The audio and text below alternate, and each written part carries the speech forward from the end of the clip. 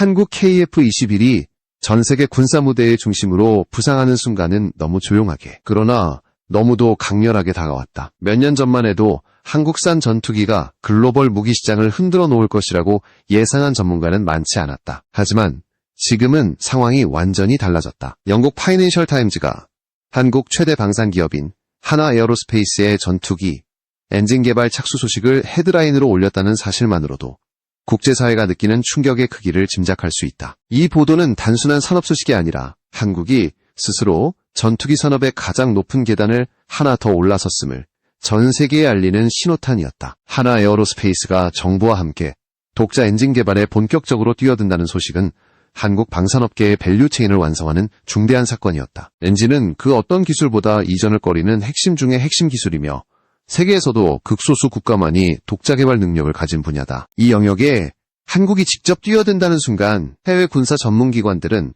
한국이 단순한 전투기 보유국이 아니라 전투기 강국의 진입 문턱을 넘었다고 평가했다. 실제로 미국 국제방산무기동향연구소는 한국이 다수의 적, 공중 전력을 상대할 수 있는 시스템과 장거리 고출력 미사일 플랫폼, 그리고 그에 필요한 항전 장비와 전자부품 생산 능력을 모두 확보하게 된다면 KF-21은 5세대를 넘어 6세대급으로 진화할 수 있는 잠재력을 이미 내재하고 있다고 분석했다. 특히 CNN이 KF-21을 두고 한국 경제와 안보를 동시에 강화할 초음 속 전투기 프로젝트라고 평가한 점은 세계 시장의 분위기를 완전히 바꾸어 놓았다. CNN은 KF-21 사업을 52억 달러 규모의 대형 프로그램으로 규정하며 한국이 새롭게 창출할 수출 이익과 일자리 효과에 주목했다. 단순히 성능이 우수하다는 칭찬을 넘어 한국이 앞으로 세계 방산 시장에서 핵심 플레이어가 될 것이라는 예측까지 내놓은 것이다. 이와 같은 해외 언론들의 반응은 우리 스스로 만든 전투기가 이제는 세계의 기준을 바꿀 수 있다는 자신감을 확실하게 심어주었다. KF-21에 대한 관심이 폭발적으로 증가한 이유는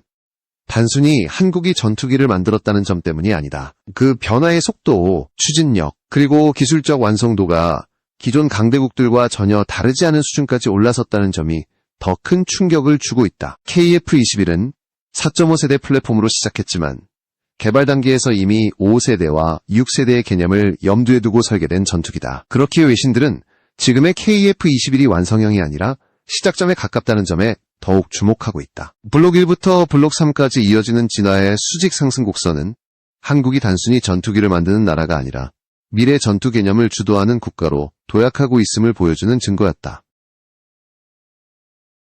그 가운데 가장 압도적인 부분은 한국이 엔진, 레이더, 전자장비, 임무 컴퓨터, 데이터 링크, 다기능 시연기 등 전투기의 모든 핵심 요소를 스스로 확보하는 미국이 이전을 거부한 적외선 탐색 추적 장비마저 한국은 자체 기술로 완성해버렸다. 이러한 개발 성공 사례는 해외 군사기관들에게 한국이 이제 더 이상 기술 수입국이 아닌 기술 제공국의 위치로 올라서고 있다는 경고처럼 들렸다. 실제로 중동 국가들은 KF-21을 구매하려는 이유로 기술 이전 가능성과 공동 생산 권한을 언급하고 있으며 이는 미국의 전투기로는 절대 가능하지 않은 협상 조건이었다. 전 세계 군사 시장이 한국을 주목하게 된 지금 한국산 전투기의 시대가 열리고 있다는 사실을 누구도 부정할 수 없게 되었다. KF-21은 단순한 무기가 아니라 한국이 그동안 축적해온 기술력과 방산산업의 총체적인 결정체였다. 해외 언론이 연달아 칭찬을 쏟아내는 이유는 바로 이 종합적인 기술력과 잠재력을 확인했기 때문이다. 그리고 이 흐름은 지금도 계속 가속되고 있다. 한국이 만들어낸 전투기가 세계의 판도를 바꿀 것이라는 전망이 더 이상 과장이 아니게 된 것이다. KF-21의 기술적 완성도를 가장 극적으로 보여주는 장면은 바로 한국 항공우주 산업과 한화 에어로스페이스가 나란히 수행하고 있는 핵심 부품 양산 체계였다.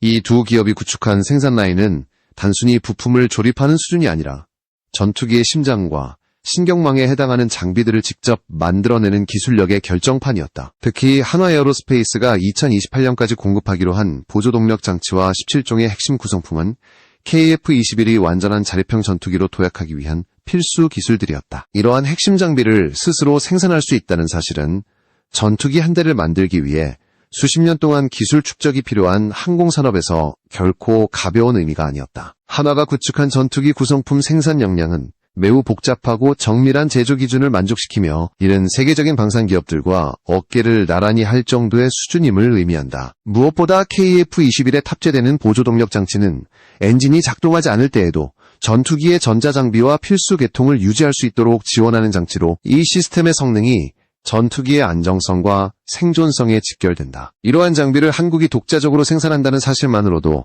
해외 군사 전문가들은 한국 항공산업이 이미 선진국 수준의 기술적 기반을 갖추었다고 평가하고 있다.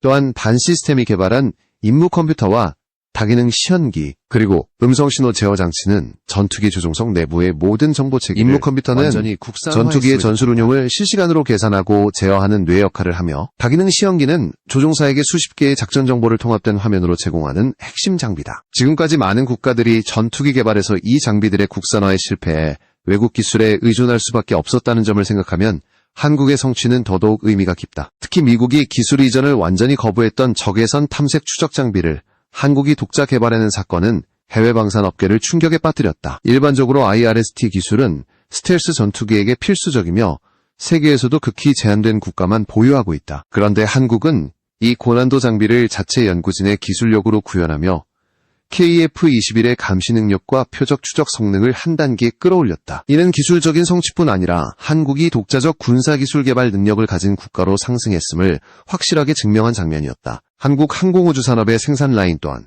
이전과는 완전히 다른 차원의 속도로 움직이고 있다. 현재 KF-21 시제기는 이미 여러 차례 시험 비행을 성공적으로 마치며 안정성을 입증했으며, 양산에 필요한 제조 라인 역시 빠른 속도로 확장되고 있다. 최첨단 자동화 설비와 정밀 조립 시스템이 적용된 생산 라인은 기존 전투기 생산과 비교해도 뒤처지지 않는 수준이며, 일부 공정에서는 오히려 더 앞선 기술을 보여주고 있다는 평가도 나온다.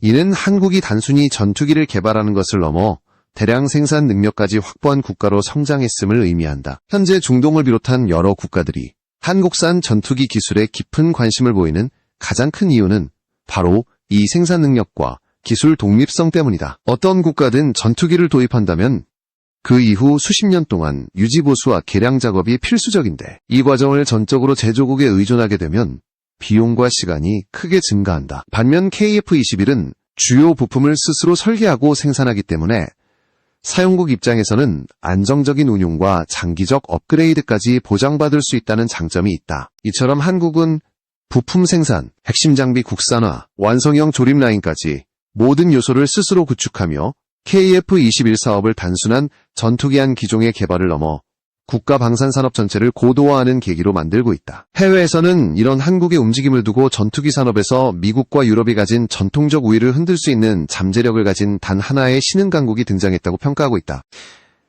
이제 KF-21은 더 이상 실험적 시도가 아니라 세계 시장에서 대한민국의 이름을 대변하는 진짜 전투기 브랜드로 자리매김하고 있다. 중동 지역에서 한국산 항공전력에 대한 관심이 폭발적으로 커지고 있는 이유는 단순한 무기 구매를 넘어 국가의 미래 군사체계를 재편하려는 움직임과 맞닿아 있기 때문이다. 현재 중동 국가들은 오랜 기간 미국산 전투기에 절대적으로 의존해왔지만, 최근 들어 기술 이전 제한과 높은 유지 비용, 정치적 변동성 등으로 인해 새로운 대안을 절실히 찾고 있다. 이때 등장한 것이 바로 KF-21과 FA-50이라는 한국산 플랫폼이었다. 이 두 기종은 중동 국가들이 필요로 하는 모든 조건을 충족시키는 동시에 기술 협력 가능성까지 열어두고 있어 미국이나 유럽산 기체와는 완전히 다른 전략적 가치를 제공하고 있다. 이라크는 대표적인 사례다. 최근 이라크 방산 전시회에서 카이는 FA-50과 KF-21을 전면에 내세우며 적극적인 마케팅을 펼쳤다. 이라크 국방부는 그동안 공군 현대화 전략에서 노후 전력을 교체할 현실적인 대안을 찾지 못해 난항을 겪고 있었는데,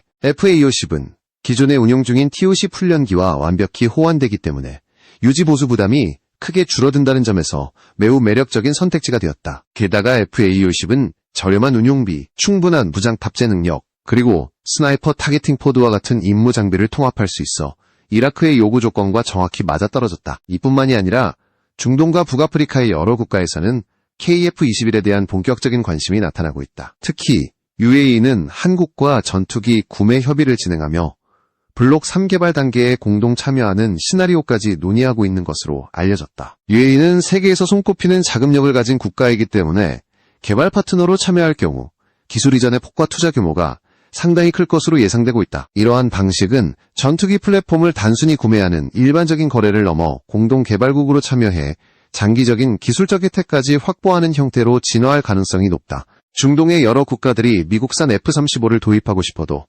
정치적 제약으로 인해 사실상 접근이 불가능하다는 점은 KF-21에게 큰 기회가 되고 있다. KF-21은 성능 면에서 동급 전투기들과 충분히 경쟁할 수 있을 뿐 아니라 기술 공유를 원하는 국가에게 일정 수준의 참여 권한을 부여할 수 있는 플랫폼이라는 점에서 매우 특별한 가치를 가진다. 블록 1에서 블록 3까지 이어지는 진화 구조는 개발 참여국에게 확실한 업그레이드 혜택과 협력 기회를 제공하며, 이는 미국이 제공하지 않는 형태의 파트너십이다. 사우디아라비아 역시 KF-21에 관심을 보이는 국가 중 하나다. 사우디는 이미 대규모 국방 현대화 전략을 진행 중이며 특유의 높은 구매력과 공격적인 군비 투자를 바탕으로 차세대 전투기를 적극 검토하고 있다. 최근 사우디 고위급 인사가 한국을 방문해 전투기 생산시설을 시찰했다는 정황이 포착되면서 양국 간 협상이 상당히 심도 있게 진행되고 있다는 분석이 나오고 있다. 사우디는 단순히 도입뿐 아니라 현지 생산과 정비센터 구축까지 희망한다는 소식도 있어 기술 협력의 폭이 커질 가능성이 있다. 또한 중동 국가들이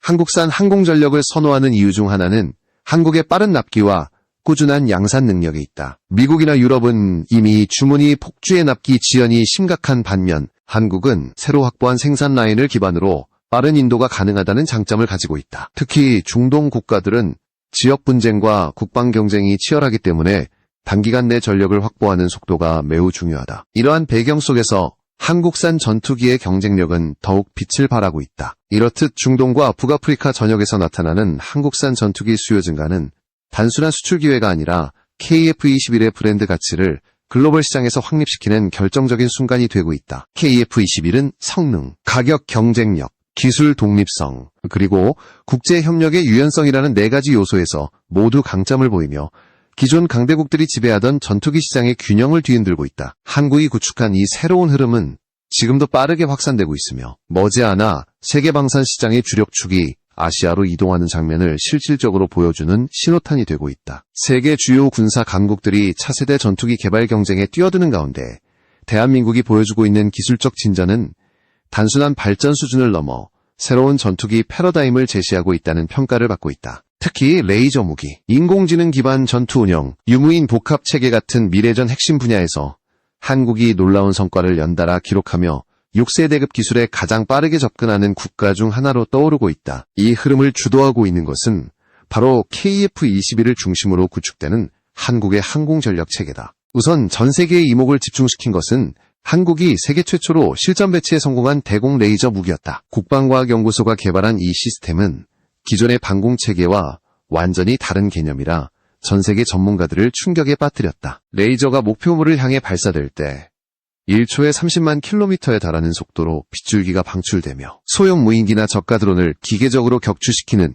기존의 방식과 달리 거의 무한에 가까운 발사 횟수와 극도로 낮은 비용이라는 압도적인 장점을 자랑한다. 실제 시험에서도 무인기 30대를 연속 격추시키며 100% 명중이라는 기록을 세우자 해외 군사기관들조차 의심을 거둘 수밖에 없었다. 레이저 무기 배치는 단순히 새로운 무기를 만든 것이 아니라 한국이 전투기 무장 패러다임을 완전히 바꿀 기반을 마련했다는 의미였다. 현재 한국은 20kW급 레이저에서 30kW급 기동형 시스템으로 확장하는 것은 물론이고 100kW급 고출력 레이저 개발에도 속도를 내고 있다. 이러한 고출력 레이저는 미사일 요격이나 고속 표적 제거까지 가능해지기 때문에 KF-21 같은 초음속 플랫폼에 통합될 경우 전투기의 무장 개념이 완전히 바뀔 수 있다. 해외 분석가들은 KF-21이 블록 3단계에서 이러한 레이저 기반 무기 시스템과 연동될 가능성을 높게 보고 있으며 이는 6세대 전투기 기준 중 하나로 꼽히는 미래 무기 통합 능력과 정확히 맞아떨어진다. 여기에 더해 인공지능 기반 전장 정보 처리 기술 역시 한국이 빠르게 선도하고 있는 분야다. 다출처 영상 융합 체계가 대표적이다. 이 기술은 전투기가 수집하는 다양한 영상 정보를 실시간으로 통합해 조종사에게 제공하는 시스템으로 이를 통해 전술 판단 속도가 크게 향상된다. 기존의 전투기들은 센서에서 들어오는 정보를 조종사가 직접 선별해야 했지만 다출처 영상 융합 기술은 필요한 정보를 정확히 계산해 제공하기 때문에 전투 효율과 생존성이 비약적으로 증가한다. 이 기술이 KF-21에 완전 통합되면 조종사는 전장 전체를 하나의 그림처럼 파악할 수 있게 되고 이는 현대 공중전에서 절대적인 우위 요소가 된다. 또한 유무인 복합체계 역시 KF-21의 미래 발전 방향에서 매우 중요한 역할을 한다. 한국은 이미 무인 전투기와 윙맨 드론 개발에 착수했으며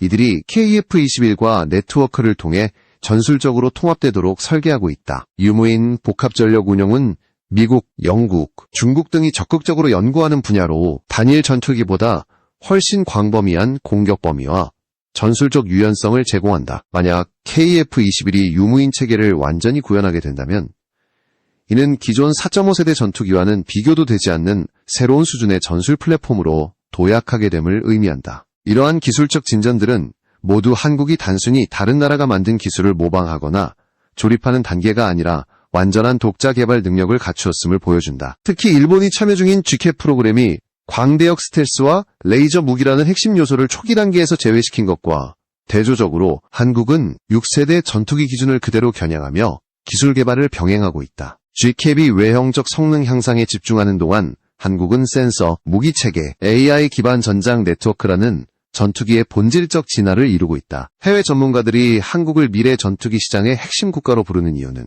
바로 이런 기술적 방향성 때문이다. KF-21은 아직 블록 1단계이지만 블록 4와 그 이후에 적용될 기술들은 이미 6세대 전투기의 기준을 상당 부분 충족시키고 있다. 레이저, 무기통합, AI 기반, 전술 운영, 유무인 복합 전력, 그리고 완전한 전자전, 독립 능력까지 한국은 전투기 개발의 패러다임을 재정의할 준비를 끝내고 있는 것이다. 이 모든 기술적 진전이 쌓이며 지금 전 세계는 한국을 바라보는 시선을 완전히 바꾸었다. 한국은 더 이상 단순한 중견 방산국이 아니라 미래 전투기 시대의 방향을 결정할 중요한 국가로 부상하고 있으며 KF-21은 그 중심에서 대한민국의 기술적 야망을 가장 분명하게 상징하는 전투기로 자리 잡고 있다. KF-21이 세계에서 주목받는 또 하나의 이유는 바로 함재기형 개발 가능성 때문이다. 한국 해군이 향후 항공모함 전력을 구축하려는 계획을 꾸준히 추진하고 있는 상황에서 KF-21의 함재기와는 더 이상 선택이 아닌 필연에 가까운 단계로 접어들고 있다. 특히 최근 방산 전시회에서 공개된 모델에서 공군형과는 확연히 다른 랜딩 기어 배치 구조가 포착되면서 한국이 이미 함재기 개발을 본격적으로 시작한 것이 아니냐는 분석이 해외 군사 전문 매체를 중심으로 확산되고 있다. 현대 함재기의 핵심은 항공모함에서의 착함이다. 이는 일반 활주로의 착륙과는 완전히 다른 차원의 충격과 난이도를 요구한다. 공군 전투기는 완만한 각도로 활주로에 접근해 부드럽게 착륙하지만 함재기는 바다 위에서 요동치는 가판의 급격한 각도로 내려앉아 착함용 와이어에 후크를 걸어 즉시 속도를 제로로 만들어야 한다. 이 과정에서 기체가 받는 하중은 공군용의 여러 배에 달하기 때문에 구조적 내구력과 랜딩기어 강도가 절대적으로 중요하다. 현재 공군형 KF-21의 후방 랜딩기어는 동체 중심부에 가까운 위치에 자리 잡고 있다. 이는 활주로 기반 작전에서는 이상적이지만 항공모함에서 발생하는 충격을 견디기에는 구조적 한계가 있을 수 있다. 그렇기 때문에 함재기형에서는 랜딩기어를 날개 쪽으로 더 넓게 배치하는 설계가 필요해진다. 실제로 미국의 F-22와 F-18 등 대표적인 함재기와 공군기의 랜딩기어 방식은 이런 요구 조건에 맞게 완전히 다르게 구성되어 있다. 이처럼 랜딩 기어 폭을 넓히면 기체의 안정성이 크게 증가하고 오버턴 앵글도 낮출 수 있어 갑판에서의 선회나 이동 시 전복 위험을 줄일 수 있다. 문제는 그러한 설계 변경이 단순히 랜딩 기어 위치만 바꾸는 수준을 넘어서 기체 구조 전체를 다시 설계해야 한다는 점이다. 랜딩 기어가 장착되는 지점은 전투기 구조물 중 가장 높은 강도를 요구하는 부분으로 여기에 하중을 견딜 수 있는 충분한 보강이 이루어져야 한다. 특히 날개와 동체가 만나는 부위에 랜딩 기어를 배치하게 되면 페어링 구조가 필수적으로 추가되며 이는 항력 증가라는 부수적 문제를 초래한다. 항공역학적 손실을 최소화하면서도 강도를 확보해야 하기 때문에 설계 난이도는 기하급수적으로 높아진다. 그럼에도 불구하고 한국이 함재기형 KF-21 개발을 추진하는 이유는 명확하다. F-35B 도입이 정치적, 기술적, 재정적 이유로 무산된 상황에서 한국 해군은 독자적인 탑재 전력을 확보해야만 한다. F-35B는 수직 이착륙이라는 장점을 갖고 있으나 유지 비용이 매우 높고 무장 탑재량이 제한적이기 때문에 한국형 경항공모함의 핵심 전력으로서는 실질적 제약이 컸다. 반면 KF-21은 더 넓은 작전 반경, 더 강력한 무장 능력, 그리고 유무인 복합체계 통합이라는 미래 확장성까지 갖추고 있어 함재기로 전환할 경우 전략적 가치는 훨씬 크게 증가한다. 현재 한국 해군은 2030년대 중반을 목표로 항공모함 전력 확보를 다시 추진하고 있으며 일본이 항공모함 전력을 확장하는 상황까지 맞물리면서 동아시아 해상 전력 경쟁이 점점 가속화되고 있다. 이러한 환경에서 KF-21의 함재기형은 단순한 선택이 아닌 국가 전략의 핵심 요소로 자리 잡는다. 특히 한국은 함재기 개발 경험이 부족하지만 이를 보완하기 위한 기술력과 연구 역량을 이미 확보하고 있다. 동체 보강 기술, 랜딩 기어, 충격 흡수 장치, 저속 비행 안정성 향상 장치 같은 핵심 요소들은 한국 방산업계가 지난 수년간 축적한 기술 기반 위에서 점차 구체화되고 있다. 또한 함재기 KF-21은 단순히 항공모함 작전만을 염두에 둔 기체가 아니라 유무인 복합 체계를 해상 작전에까지 확장할 수 있다는 장점도 있다. 윙맨 드론을 포함한 무인 전력과 연동될 경우 항공모함 한 척이 통제할 수 있는 공격 범위와 탐지 능력은 기존 대비 몇 배로 증가하게 된다. 이는 미국이 차세대 항공모함 전략에서 강조하는 핵심 요소와 일치하며 한국이 미래 해상작전 개념을 선도할 가능성을 보여주는 대목이기도 하다. 종합하면 KF-21의 함재기형은 단순한 기체 기량이 아니라 한국 항공력과 해군력을 동시에 끌어올리는 전략적 프로젝트다. 향후 대규모 수출 물량이 확보된다면 함재기 개발 예산 역시 충분히 확보될 가능성이 높으며 이는 한국이 세계에서 처음으로 스스로의 기술만으로 스텔스 함재기를 만들어내는 국가라는 새로운 역사를 쓰는 길이 될